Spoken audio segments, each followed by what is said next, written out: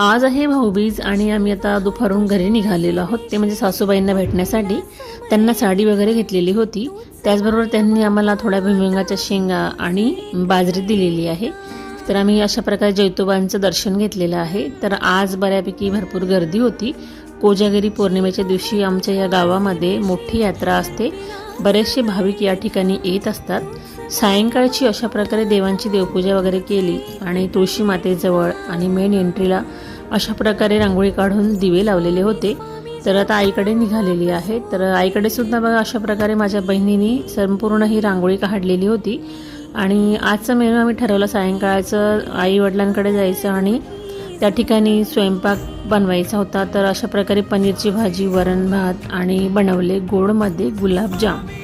तर अशा प्रकारे आमचा आजचा दिवस गेला आणि आम्ही छान प्रकारे सेलिब्रेशन केलेलं आहे। भावाला मात्र आम्ही ऑनलाईन ओवाळून घेतलं आणि वडिलांना